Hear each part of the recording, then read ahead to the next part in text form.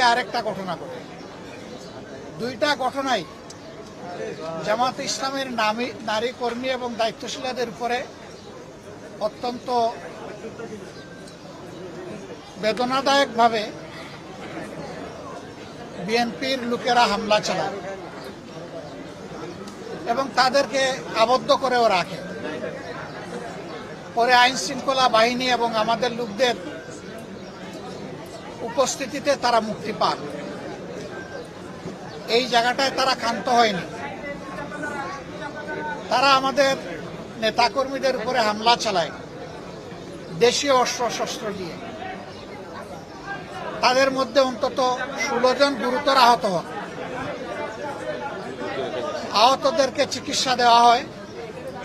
তাদের মধ্যে কয়েকজন এখানে ভর্তি আছে। আমরা তাদেরকে দেখতে এসেছি।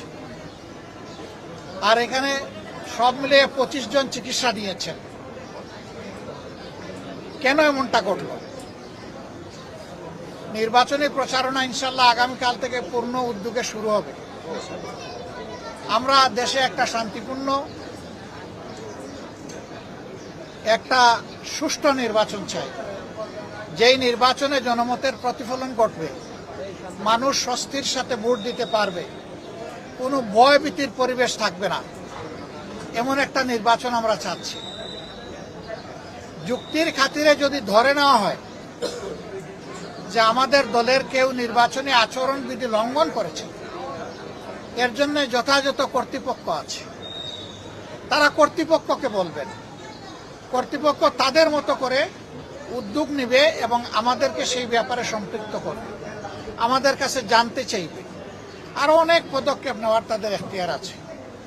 কিন্তু কোনো ব্যক্তি বা দলের কোনো ধরনের কোনো এখতিয়ার নাই এই ব্যাপারে কোনো মব সৃষ্টি করার।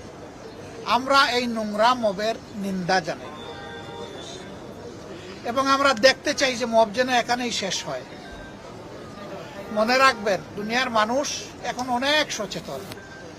মব করে জনমত এখন প্রভাবিত করার দিন শেষ। সবাই জনগণের কাছে যাবে, নিজের বক্তব্য নিয়ে যাবে, দলের অঙ্গীকার নিয়ে যাবে, নিজের চরিত্র নিয়ে যাবে, নিজের কার্যক্রম নিয়ে উপস্থিত হবে। জনগণ অতীত বর্তমান বিবেচনা করে ভবিষ্যতে কার উপর আস্থা রাখবে সেই সিদ্ধান্ত নেবে। আমাদের অঙ্গীকার একেবারেই স্পষ্ট। আমরা একটা দুর্নীতি দুঃশাসন মুক্ত ন্যায় ইনসাফ ভিত্তিক আমরা একটা সমাজ গড়তে চাই, যেই সমাজে ফ্যাসিজম আর ফিরে আসবে না।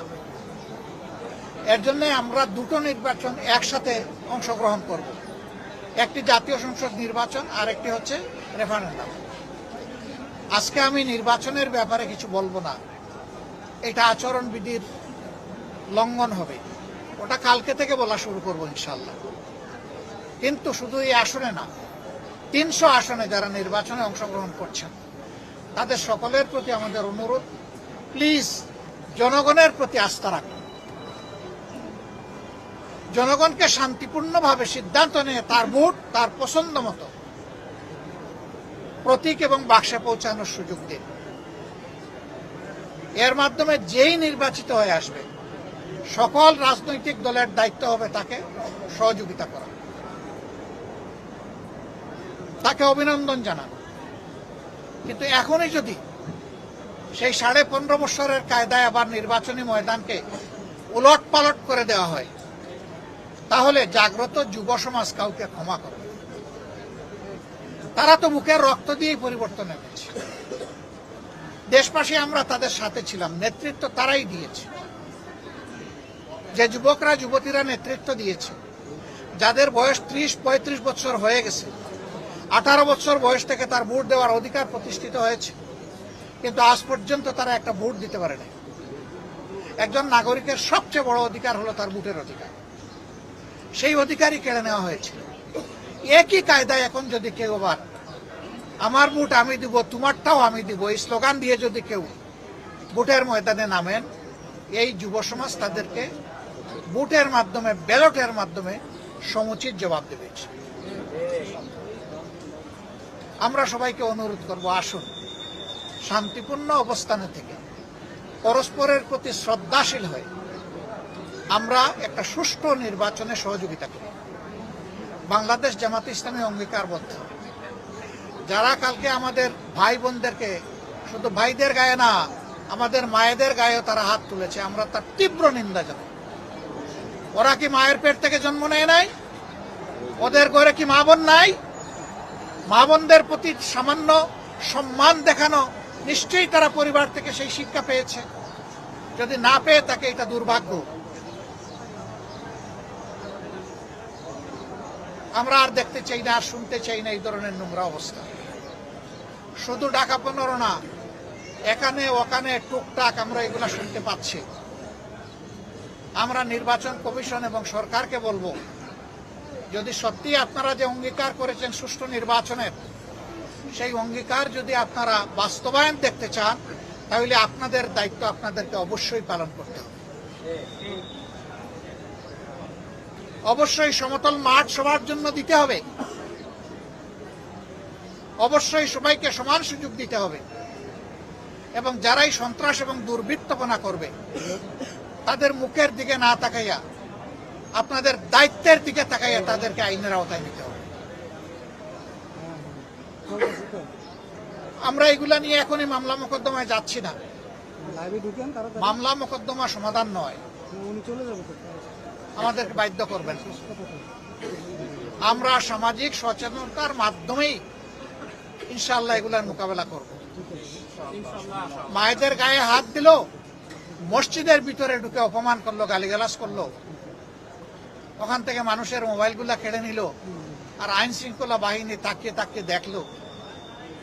কিভাবে হবে সুষ্ঠু নির্বাচন? আমরা তার পুনরাবৃত্তি আর দেখতে চাই না। আমরা চাই সবাই যার যার জায়গায় নাগরিক দায়িত্ব এবং যেখানে প্রশাসনিক দায়িত্ব আছে সেই দায়িত্ব সুষ্ঠুভাবে পালন করব।